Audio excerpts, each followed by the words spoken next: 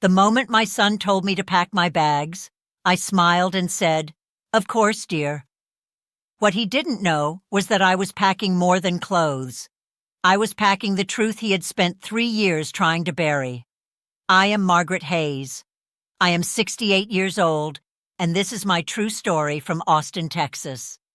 Before we continue, if you enjoy stories about standing up for yourself and finding strength when it matters most, please like this video, subscribe to the channel, and tell me in the comments which city you are watching from. Your support means everything. 3 years ago, my husband Robert died suddenly. Heart attack in the driveway. One moment he was loading groceries, the next he was gone. We had been married for 42 years. The house we lived in, a modest 2-story brick home on the east side of Austin, had been in my name since we bought it in 1981. Robert insisted on that. He said a woman should always have something no one could take from her. After the funeral, my son Daniel moved back home. He said it was temporary, just until I got back on my feet. He was going through a rough patch himself. His business had failed, his marriage was crumbling, and he needed a place to regroup. I said yes without hesitation. He was my son, my only child. His wife Vanessa moved in a week later.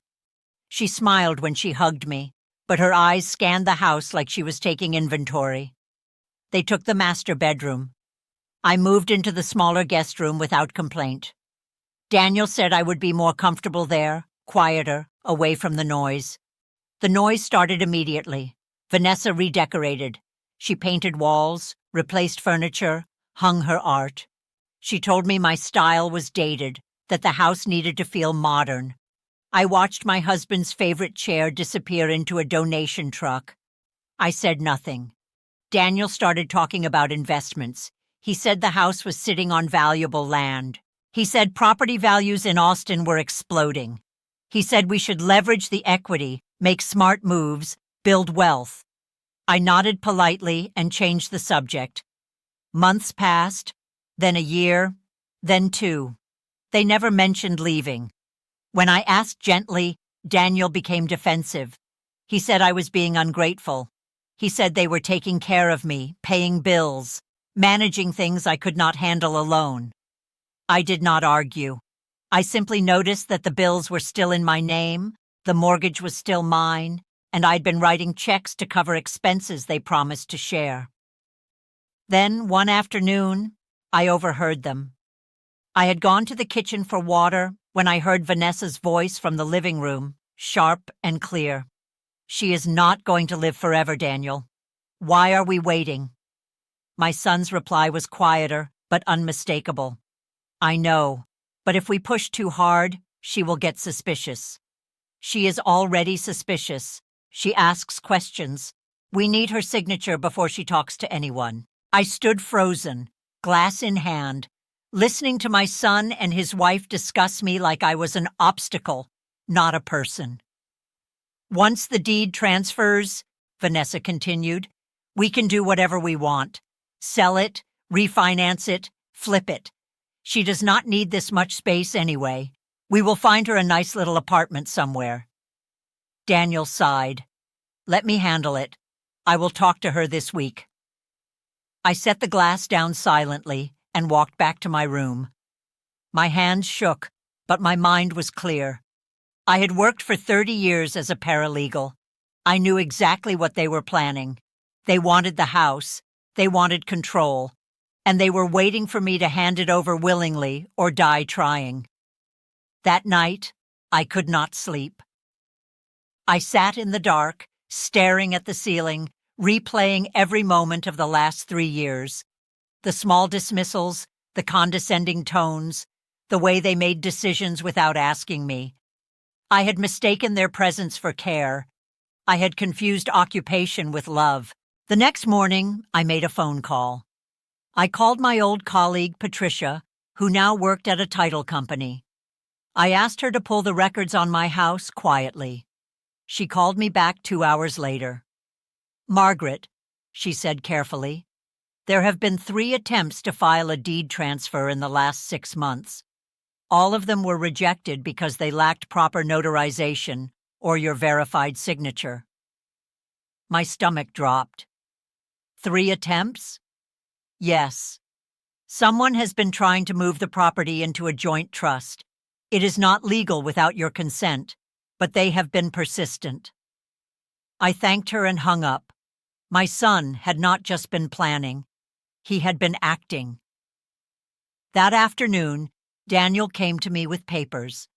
He sat down at the kitchen table, his expression serious, almost rehearsed. "Mom," he said gently, "Vanessa and I have been talking. We think it is time to formalize some things, you know, for your protection." He slid a folder across the table. "This is a family trust. It protects the house, makes sure everything is handled smoothly if something happens to you. All you have to do is sign." I opened the folder slowly. The language was dense, but I recognized the structure immediately. This was not protection. This was transfer. If I signed, Daniel and Vanessa would control everything. I would own nothing. I looked up at him. "I need time to review this." His smile tightened. "Mom, it is standard. You do not need a lawyer." I did not say I needed a lawyer. I said I need time. Vanessa appeared in the doorway, arms folded. "Margaret, we are trying to help you. You are being difficult." I closed the folder and stood up. "I am not signing anything today." Daniel's face darkened. "You do not trust us?" I did not say that. "Then what is the problem?" I met his eyes. "The problem is that this is my house, and I decide what happens to it." The room went cold. Vanessa's expression shifted into something harder, sharper. Daniel stood abruptly, his chair scraping the floor. "Fine," he said. "If that is how you feel, maybe you should reconsider who is really taking care of whom here." "What does that mean?" I asked. "It means," Vanessa said, stepping forward, "that if you are not willing to work with us, maybe it is time for you to make other arrangements." I stared at them both. "Other arrangements?" "Pack your bags," Daniel said flatly. "If you do not want to be part of this family, you can leave." The words hung in the air like smoke. For a moment, I could not breathe. Then something inside me settled, hard and cold. "All right," I said quietly. "I will pack." They looked surprised, but relieved. Vanessa actually smiled. I went to my room and closed the door. I did not cry. I opened my closet and pulled out a single suitcase. I packed clothes, documents, photographs.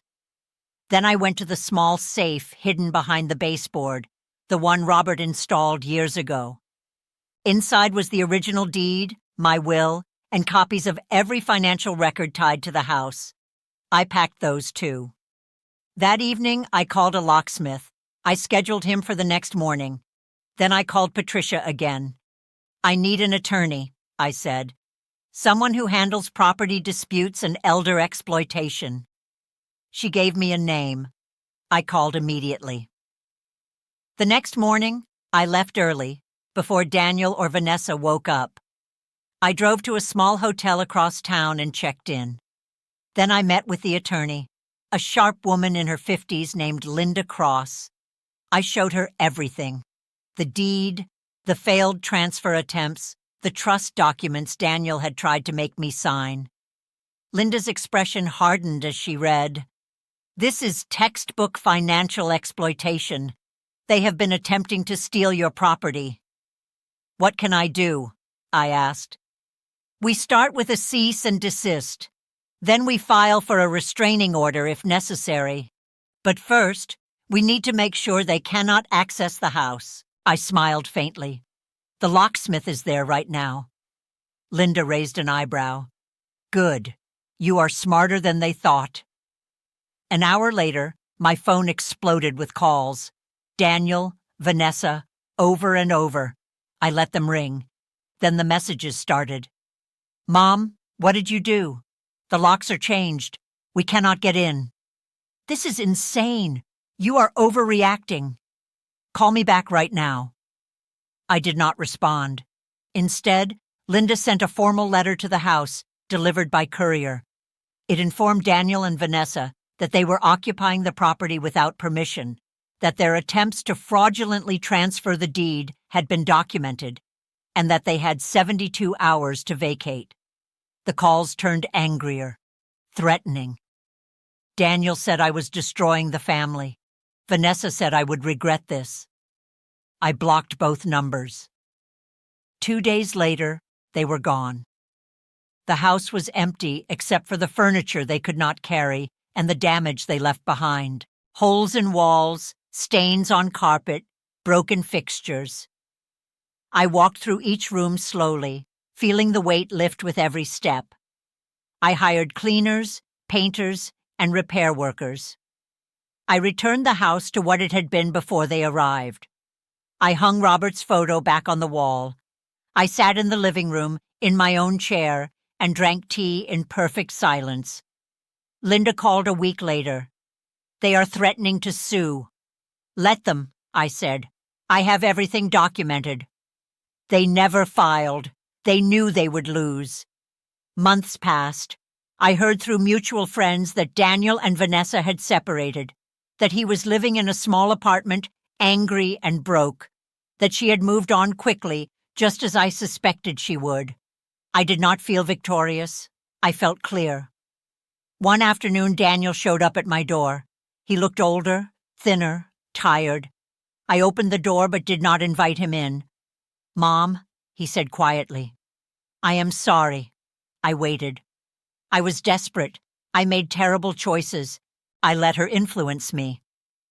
"You let greed influence you," I said.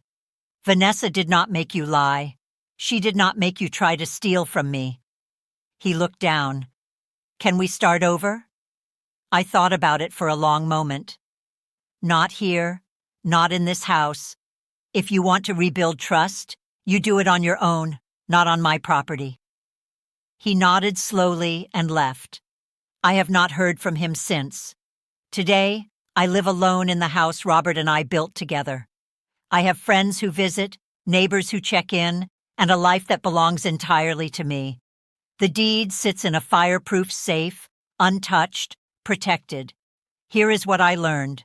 Family does not mean surrendering your security. Love does not require you to give up what is yours. And when someone tells you to pack your bags, sometimes the best response is to pack theirs instead. What lesson did you take from this story?